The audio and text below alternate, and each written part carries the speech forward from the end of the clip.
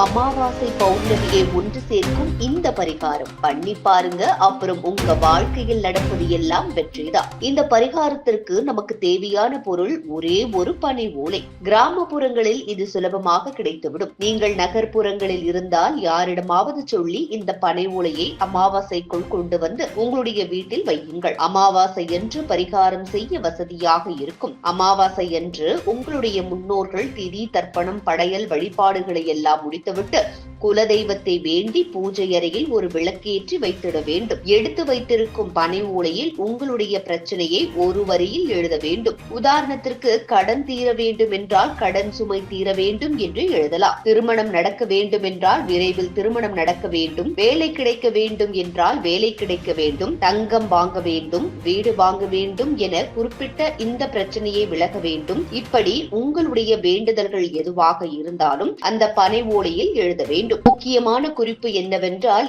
எழுதாத பேனாவில் பனை ஓலையின் மேல் எழுத வேண்டும். நீங்கள் எழுதியது அடுத்தவர்கள் கண்களுக்கு தெரியக்கூடாது. எழுதாத பேனாவுக்கு பதில் வேப்பங்குச்சு, நெல்லி மரத்து குச்சு, மாதுளம் மரத்து குச்சு, இது போல ஏதாவது மரக்குச்சி பயன்படுத்தி கூட அந்த பனை ஓலையில் உங்களுடைய வேண்டுதலை ஒரு வரியில் எழுதி பூஜை அறையில் வைக்கலாம். அமாவாசை என்று பனை ஓலையில் வேண்டுதலை எழுதி பூஜை அறையில் வைக்க வேண்டும். அடுத்த 15 நாட்கள் அந்த ஓலை பூஜை அறையில் இருக்க வேண்டும். பௌர்ணமி திதி வரும் நாளில் அந்த பனை ஓலையை எடுத்து நிலைவாசலில் கட்ட வேண்டும். மீண்டும் 15 நாட்கள் அந்த பனை ஓலை உங்கள் வீட்டு நிலைவாசலில் இருக்க வேண்டும். மீண்டும் வரக்கூடிய அமாவாசை நாளில் இரவு 9 மணிக்கு மேல் அந்த பனை ஓலையை எடுத்து வீட்டிற்கு வெளியே நெருப்பில் கொளுத்து விட வேண்டும். இதை நீங்கள் சரியான முறையில் பின்பற்றி செய்து முடித்துவிட்டால் அந்த பனை ஓலையில் என்ன விஷயத்தை எழுதி எரித்தீர்களோ அந்த வேண்டுதல்கள் நிச்சயம் நடந்தேறும். இது ஆதிகாலத்து பரிகாரம் என்று சொல்லப்படுகிறது.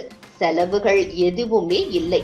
உங்களுடைய நன்மைக்காக மட்டுமே இந்த பரிகாரம் கொடுக்கப்பட்டிருக்கிறது. பனை ஓலையை எடுத்து வர வேண்டும் என்பதற்காகவே முன்கூட்டியே இந்த பரிகாரம் கொடுக்கப்பட்டுள்ளது. இந்த வருட விசாவசு சுத்திரை அமாவாசை என்று இதை நீங்கள் செய்துவிட்டால் உங்கள் வாழ்க்கையில் சக்சஸ் நிச்சயம் உங்களை வந்தடையும். இந்த அமாவாசை திதியில் இந்த பரிகாரத்தை செய்ய தவறிவிட்டவர்கள் அடுத்த அமாவாசை திதிக்கும் இந்த பரிகாரத்தை செய்யலாம். இப்படி பனை ஓலையை வைத்து செய்யும் போது பலவித நன்மைகள் நம் வீட்டில் வந்து குடிக்கொள்ளும் என்பதில் எந்த மாற்று கருத்தும் இல்லை. வீட்டில் உள்ளவர்கள் சண்டை சச்சரவுகள் இன்றி கொஞ்சம் அன்பு பரிமாறிக்கொள்வது நமக்கு நன்றாக புலப்படும். பழங்காலத்து பரிகாரம் என்றாலும் நம்பிக்கையுடன் செய்தால் வீட்டில் சகல சம்பத்துகளும் கிடைக்கும் என்பதில் மாற்று கருத்து இல்லை.